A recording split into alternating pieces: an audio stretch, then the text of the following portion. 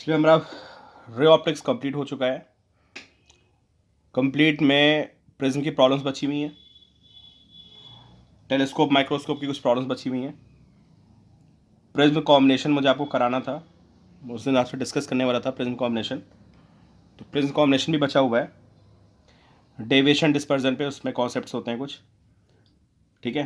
तो एक दो दिन में ऑफलाइन शुरू करते हैं, वहाँ पे सब पॉइंट डिस्कस कर लेंगे। आज हम लोग शुरू कर रहे हैं वेव ऑप्टिक्स। छोटा सा टॉपिक है वेव ऑप्टिक्स, और इसमें बेसिकली इंटरफ्रेंस होता है, डिफ्रैक्शन होता है और पोलराइजेशन होता है। ये 3 टॉपिक्स हैं। जे मेन में आपको एक क्वेश्चन मिलने के चांसेस रहते हैं, नीट में एक क्वेश्चन आपको डेफिनेटली मिलेगा, और बोर्ड में इसका अच्छा खासा वेटेज रहता है। छोटा टॉपिक है, इंपॉर्टेंट टॉपिक है, इंटरेस्टिंग टॉपिक है। तो समझते भाई वे ऑप्टिक्स क्या होती है। अभी तक हम लोग पढ़ रहे थे रे ऑप्टिक्स, ठीक है। तो रे ऑप्टिक्स में क्या होता है, हमने रिफ्लेक्शन को स्टडी किया, रिफ्रैक्शन को स्टडी किया, और उन सब चीज़ों में डिस्कशन में हमने जो हमारा बेसिक था प्रिंसिपल वो ये था कि रे travels along a straight line, ठीक है। और सिंपल ज्योमेट्री लगाते थे हम लोग, है ना, स्नेल्स लॉ लगाते थे, रिफ्लेक्शन का लॉ, रिफ्रैक्शन का लॉ, और वहाँ से हम प्रिज्म और लेंस में डिफरेंट डिफरेंट फिनोमेना को एक्सप्लेन कर सकते हैं। बहुत सी चीज़ें ऐसी होती हैं ऑप्टिक्स में जिनको हम रे ऑप्टिक्स से एक्सप्लेन नहीं कर सकते हैं। तो रे ऑप्टिक्स में बेसिकली हम ये मानते थे कि लाइट सीधी चलती है, बट अभी आपको पता चलेगा कि लाइट सीधी नहीं चलती है। कभी कभी ऐसा होता है कि लाइट जो है अपने पाथ से डाइवर्ज हो जाती है। बहुत छोटे, जब कहीं बहुत छोटी ओपनिंग पे लाइट पहुंचती है तो फैल जाती है लाइट चारों तरफ, जिसको हम डिफ्रैक्शन बोलते हैं, ठीक है। नॉर्मली क्या होता है कि अगर कहीं पे एक जगह पे लाइट पड़ रही है, वहाँ पे आप एक और लाइट ला के डाल दें तो इंटेंसिटी बढ़ जाती है। लेकिन कुछ फिनोमेना ऐसे होते हैं कि अगर आप वहाँ पे 2 सोर्सेज से लाइट को लाएंगे और एक पॉइंट पे उनको सुपर इम्पोज करेंगे तो आपको पता चलेगा कि लाइट और लाइट एक दूसरे को कैंसिल कर जाती है, जिसको हम इंटरफ्रेंस बोलते हैं, ठीक है। मतलब एक सोर्स से लाइट आ रही होगी, दूसरे सोर्स से लाइट आ रही होगी, और आप जब एक पॉइंट पे दोनों लाइट को डालोगे एक स्पेशल कंडीशंस में, स्पेसिफिक कंडीशंस में, तो आपको पता चलेगा वहाँ पे लाइट ही गायब हो गई, ठीक है।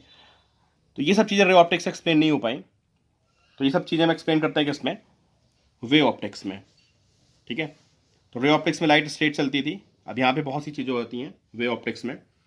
तो मैं क्या क्या पढ़ना है आपको, मैंने गाइडलाइंस लगभग आपको मैंने बता दिया क्या क्या हमें पढ़ना है यहाँ पे। एक इंटरफ्रेंस पढ़ना है हमें, ठीक है, इंटरफ्रेंस पढ़ना है हमें, डिफ्रैक्शन पढ़ना है, ठीक है, एंड पोलराइजेशन पढ़ना है हम लोगों को।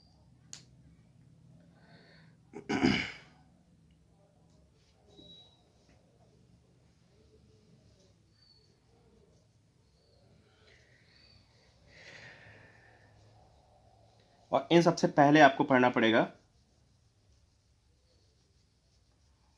अब देखिए लाइट जो है, लाइट बेसिकली इलेक्ट्रोमैग्नेटिक वेव होती है ना।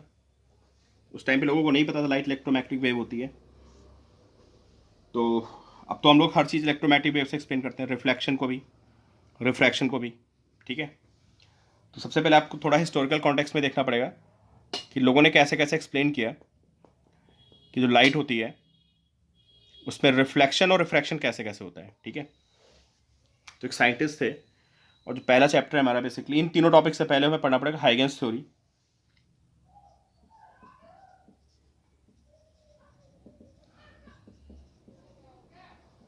ठीक है। कुछ उसको ह्यूजन भी पढ़ते हैं, ह्यूजेंस थ्योरी, जो हाइगेंस बोलते हैं। मैं फिलहाल हाइगेंस वर्ड यूज़ करूँगा, दोनों चलते हैं, ठीक है, किसी को नहीं पता एग्जैक्टली क्या बोलते हैं।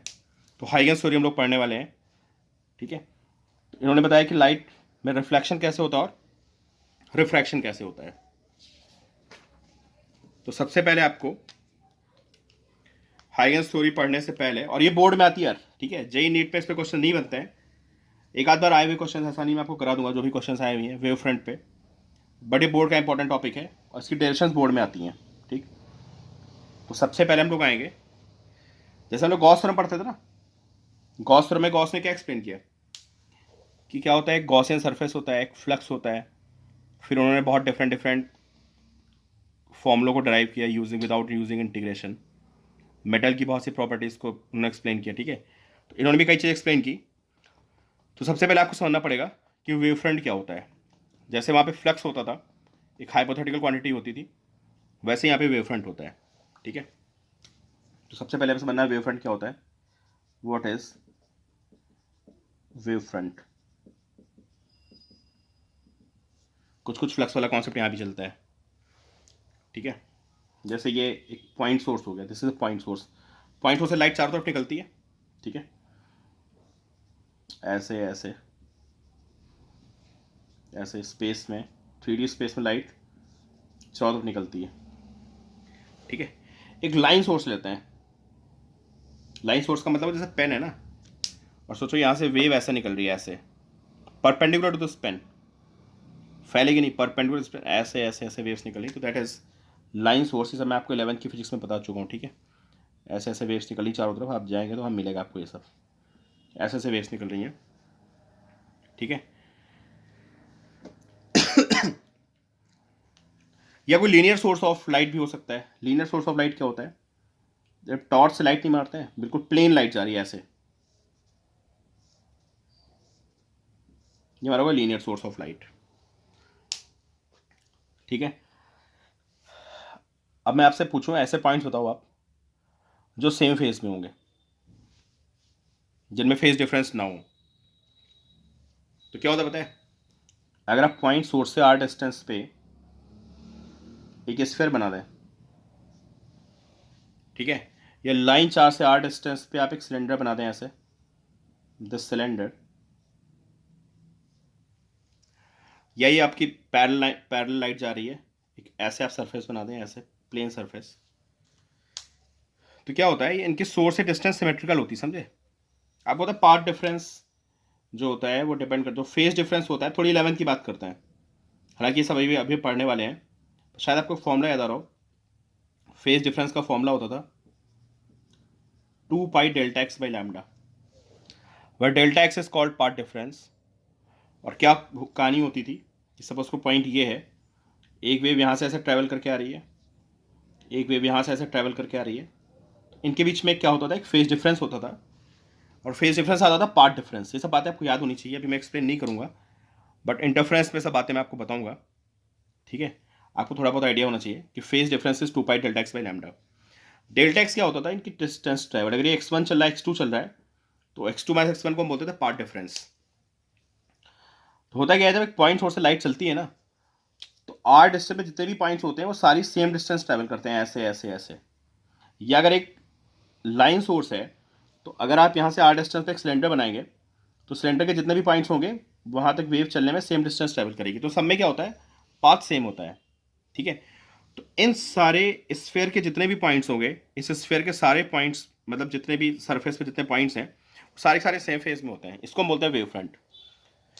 तो ये सिलेंड्रिकल वेव फ्रंट हो गया, स्फेरिकल वेव फ्रंट हो गया, और ये जो बना है प्लेनर वेव फ्रंट हो गया। तो शायद आपको भी वेव फ्रंट की डेफिनेशन नहीं बताई मैंने, बाकी सारी कहानी बता दी। तो वेव फ्रंट क्या होता है, नोट कर लिया आप कॉपी में। It is the locus of all the particles which are vibrating in the same phase. Locus of all locus of all the particles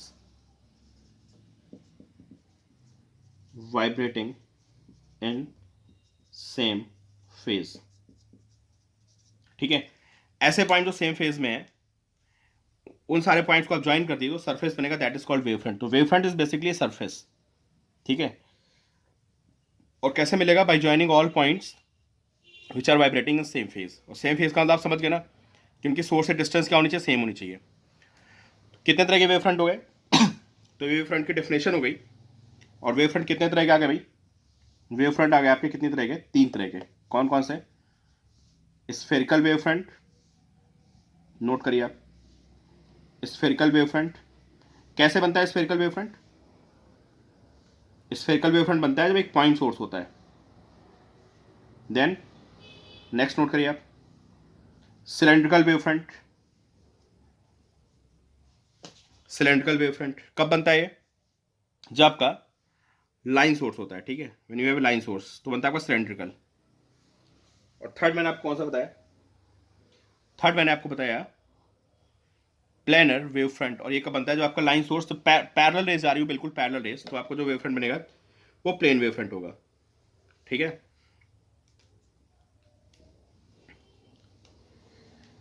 और अगर वेव फ्रंट बनाओ और मैं आपसे पूछूं direction of propagation of light क्या होगी, क्यों? अगर मैं आपसे पूछूं कि मैं आपको वेव फ्रंट बना के दे दूं और मैं direction of propagation of light पूछूं तो कैसे निकालोगे आप? जैसे स्फेरिकल वेव फ्रंट की बात करते हैं तो आप देखिए स्फेरिकल वेव फ्रंट में क्या होता है, लाइट ऐसे ट्रेवल कर रही है, ये वेव फ्रंट हो गया, है ना? तो जो direction of propagation of wave होती है, डायरेक्शन ऑफ प्रोपेगेशन ऑफ जो वेव होता है, that is perpendicular to what, perpendicular to wave front, है ना? तो लाइट हमेशा क्या ट्रेवल करती है, वेव फ्रंट के परपेंडिकुलर डायरेक्शन में ट्रेवल करती है। ठीक है,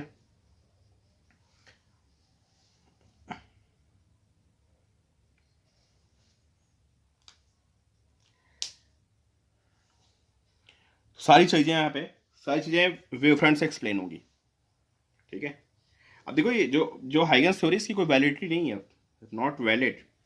जो जितनी हम लोग नॉलेज गेन कर चुके हैं इलेक्ट्रोमैग्नेटिक वेव के बेसिस पे, तो हमें इसकी ज़रूरत नहीं है, बट थोड़ा आपको हिस्टोरिकल पता होना चाहिए कि लोगों ने कैसे कैसे चीज़ों को, मतलब ये ऑप्टिक्स इवॉल्व कैसे हुई है।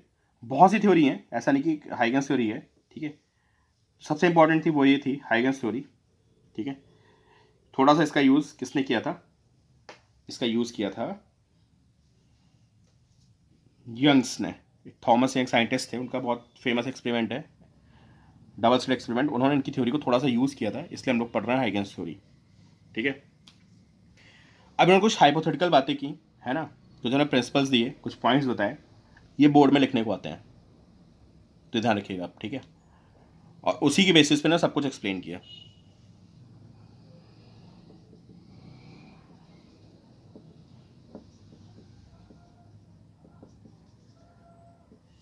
Huygens principle. ठीक है, तो ये हाइपोथेसिस है। हाइपोथेसिस मतलब जस्ट एक अजम्पशन टाइप की होती है जो प्रूफ नहीं होती, इसको हम बैक नहीं करते हैं। हाँ, से हम सारी चीज़ों को क्या कर सकते हैं, वी कैन एक्सप्लेन। ठीक है, ज्योमेट्रिकल हाइपोथेसिस थी एक। ठीक है, ज्योमेट्रिकल हाइपोथेसिस,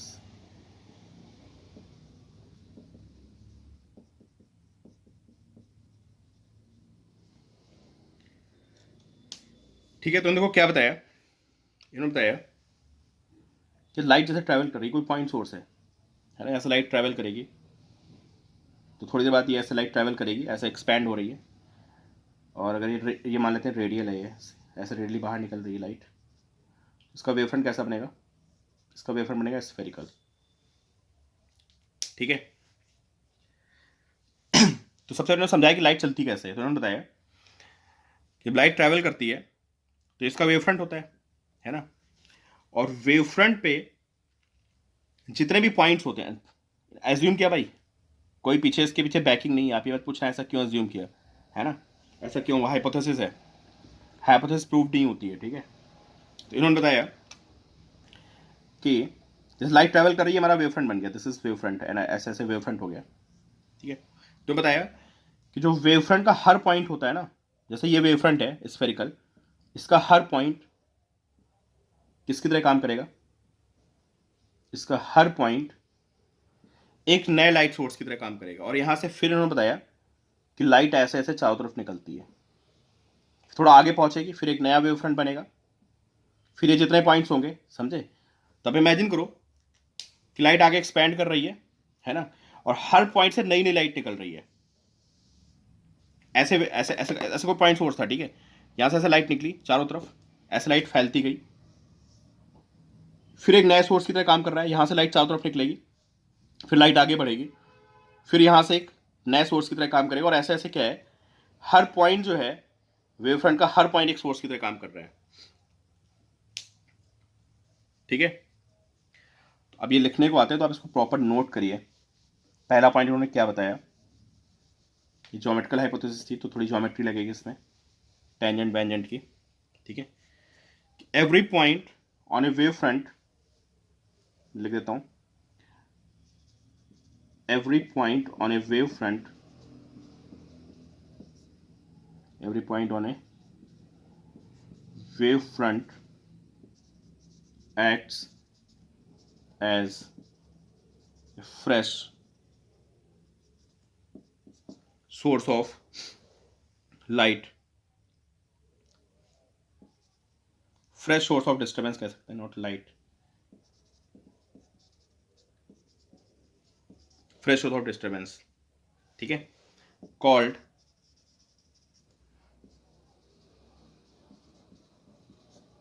सेकेंडरी वेवलेट्स, ठीक है। तो ये जैसे ये आपका वेव फ्रंट था, तो ये ऐसे ऐसे वेव्स निकल रही, ये क्या है, they are secondary wavelets, called secondary wavelets,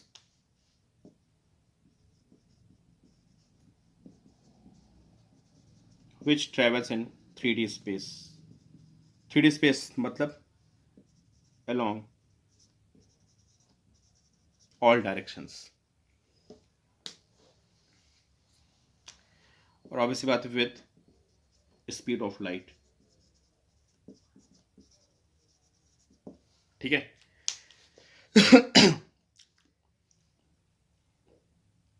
अब ये पूरी हाइपोथेसिस थी, ठीक है, कि वेव फ्रंट आगे बढ़ रहा है, हर पॉइंट से नई नई क्या निकल रही हैं, नई नई वेव्स निकल रहे हैं, नए नए डिस्टर्बेंस निकल रहे हैं, और नए डिस्टर्बेंस को हम क्या बोलते हैं, जो नई वेव्स निकलती है उसको हम क्या बोलते हैं, they are called secondary wavelets, ठीक है। तो वेव फ्रंट का हर पॉइंट क्या है, एक नए सोर्स की तरह काम कर रहा है। ये इनकी फर्स्ट हाइपोथेसिस थी, ठीक है, कि इन्होंने वेव फ्रंट के हर पॉइंट को क्या मान लिया, फ्रेश सोर्स ऑफ लाइट, ठीक है। अब ये इन्होंने अगली हाइपोथेसिस में ये बताया कि वेव फ्रंट आगे बढ़ता कैसे है,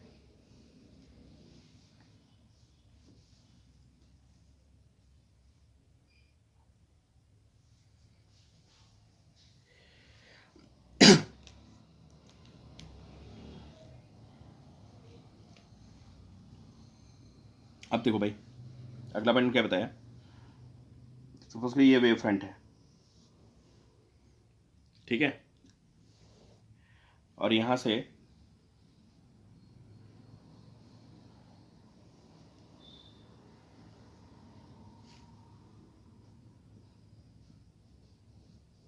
ये सब पॉइंट्स क्या है, कोई यहां से कोई सोर्स था, यहां से ऐसे लाइट निकली,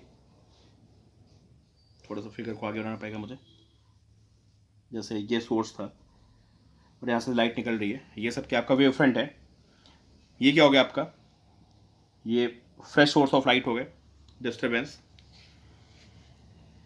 इन्होंने क्या किया, यहाँ से ऐसे वेव्स निकलेंगी चारों तरफ,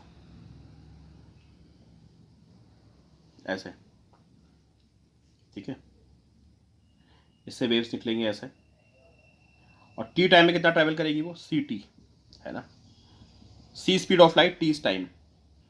तो ये जो इससे वेव निकल रही हैं, है ना, ये एक नया सोर्स की तरह काम कर रहा है, इससे वेव निकलेगी, वो टी टाइम में सी टी डिस्टेंस ट्रैवल करेगी, ऐसे ऐसे, यहाँ से वेव निकल रही है, ऐसे आप स्फीयर्स बनाएंगे सी टी डिस्टेंस के, ठीक है, और इनको आप ज्वाइन कर देंगे ऐसे इन पॉइंट्स को, तो ये हमारी क्या हो जाएगी, this will be new position of wave front, ठीक है। तो अगली हाइपोथेसिस की क्या थी, समझ में आपको, कि ये सारे पॉइंट्स किस तरह, इनके एजम्पशन में एक चीज और खास थी कि फॉरवर्ड एक्शन में बढ़ेगा, ये बैकवर्ड नहीं आएगा, वेव फ्रंट हमेशा किधर बढ़ेगा, फॉरवर्ड एक्शन में बढ़ेगा। तो अगर आपको किसी टाइम पे वेव फ्रंट पता है, देखिए इतनी मुश्किल चीज़ नहीं है, आप अपने आप फिगर आउट कर सकते हो, कि मान लो मुझे वेव फ्रंट पता है और कोई बोलता है कि यार ऐसा है, ये वेव फ्रंट टी टाइम के बाद कहाँ पे होगा, तो आपको इसमें कौन सी बहुत बड़ी बात है, टी टाइम के बाद ये सी टी डिस्टेंस ट्रैवल, वे भी तो ट्रैवल कर रही है यार, तो सी टी डिस्टेंस पे होगा बस। थोड़ा इन्होंने कॉम्प्लिकेटेड वे में बोल दिया, इन्होंने बोला कि भाई आप यहाँ पे स्फीयर्स बनाइए चारों तरफ, एक्चुअली ये 2D हो गया ना, ये 3D में चल रहा है, तो इन्होंने बोला कि चारों तरफ आप क्या बनाइए, स्फीयर्स बनाइए, और स्फीयर्स को टच करते हुए आप पॉइंट्स बनाइए, वो आपको क्या बताएगा, position of wave front after time T, ठीक है। तो नोट करिए next point,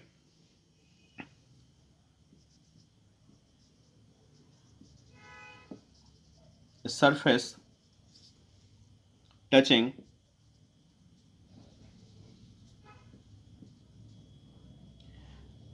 secondary wavelets tangentially tangentially in forward direction, not in backward direction. ये भी इनकी जम्पशन थी कि वो वेव फ्रंट आगे बढ़ेगा। In forward direction gives the position of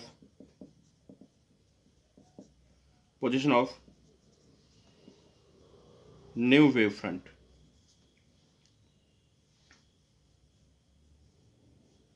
ठीक है, कॉल्ड न्यू वेव फ्रंट। इसको हम क्या बोलते हैं? इसको बोलते हैं secondary wave front. This is called secondary wave front. तो ये हमारा क्या हो गया? सेकेंडरी वेव फ्रंट हो गया। ठीक है, अब ये मान लो एग्जाम में आ गया तो आपको प्रॉपर ये सब सर्कल वर्कल बना के दिखाना पड़ेगा, एग्जाम में लिखने को आता है ये। ठीक है,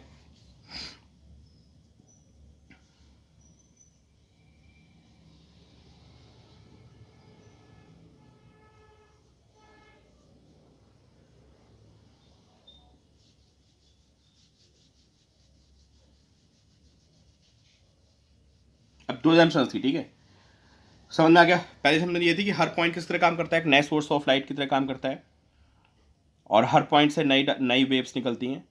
और वेव फ्रंट जो होता है बेसिकली आप सबको मैथ्स पता है कि टी टाइम में वेव फ्रंट कितनी डिस्टेंस ट्रैवल करेगा? सी टी डिस्टेंस ट्रैवल करेगा। तो उसको आप सी टी डिस्टेंस आगे बढ़ाते रहिए, आपको वेव फ्रंट मिल जाएगा। बोर्ड में लिखने को आता है तो भाई आपको प्रॉपर बताना पड़ेगा कि हमें स्फेयर बनाने होते हैं, है ना, और स्फेयर्स को टच करेंगे जब सी टी रेडियस के स्फेयर्स बनाएंगे, उनको टच करेंगे तो हमें क्या मिलेगा? सेकेंडरी वेव फ्रंट मिलेगा। बोर्ड में लिखने को आता है तो भाई प्रॉपर आप इसको समझिएगा। ठीक है, अब देखो इन्होंने कैसे एक्सप्लेन किया रिफ्लेक्शन को और रिफ्रैक्शन को। ठीक है, सबसे पहले हम समझेंगे रिफ्लेक्शन को। अभी बोर्ड की डेरिवेशन है। ठीक, reflection on the basis of Huygens theory.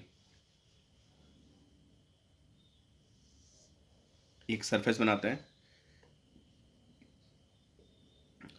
यहां पे ऐसा एक वेव फ्रंट आ रहा है, एक वेव फ्रंट ऐसे आया। ठीक है, लाइट आ रही है, ऐसे पैरेलल बीम आ रही है, और पता है जिस डायरेक्शन में बीम आ रही होती है उसके परपेंडिकुलर वेव फ्रंट होता है। तो मैंने यहाँ पे ड्रॉ कर दिया, दिस इज वेव फ्रंट। कौन सा वेव फ्रंट है? इसको हम बोल सकते हैं इंसिडेंट वेव फ्रंट। ठीक है, आप लिख लेना इंसिडेंट वेव फ्रंट। ये लाइट पहले टकरा जाएगी ना, जो ये वाली लाइट है पहले टकरा जाएगी, ये बाद में टकराएगी, ऐसे लाइट आके यहाँ पे। ठीक है, और हमें क्या बनाना है? हमें बनाना है एंगल, ये हमें नॉर्मल बनाना है यहाँ पे। दिस एंगल इज आई,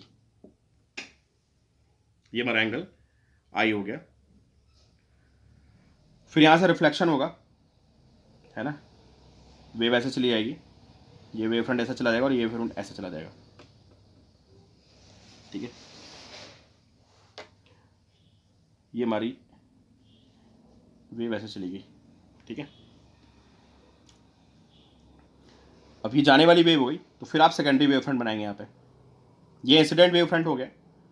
अब ये जाने वाली वेव हो गई, इसके परपेंडिकुलर ड्रॉ करोगे आप, this is secondary wave front. लिख लेना यहाँ पे इंसिडेंट वेव फ्रंट और ये सेकेंडरी वेव फ्रंट। मैं लिखूंगा तो काफ़ी गंदा सा हो जाएगा, बड़ा सा डायग्राम बनाना है इसका। ठीक है, आई हो गया, और हम यहाँ पे क्या बनाएंगे?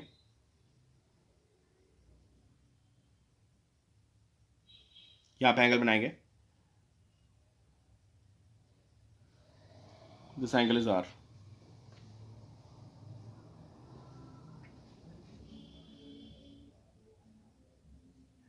ठीक है, ये वाला एंगल कितना हो गया? ये एंगल आर हो गया।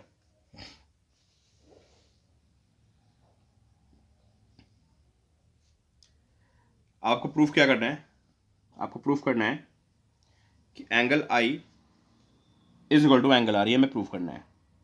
ठीक है, इसको लिख लेते हैं कुछ, this is point A and this is point, इसको बी लिख लेते हैं हम लोग,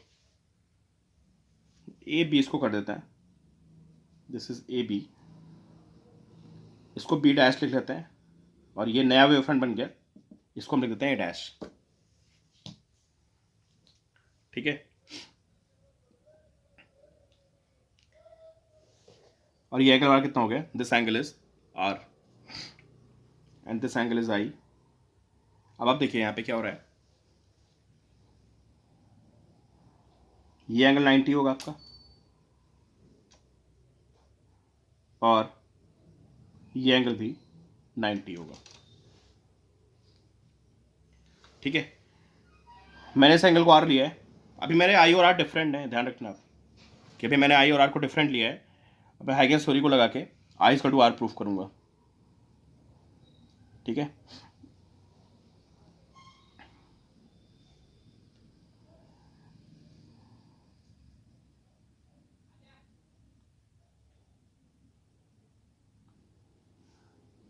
तो मेरे मोबाइल का ओरिएंटेशन चेंज हो गया है।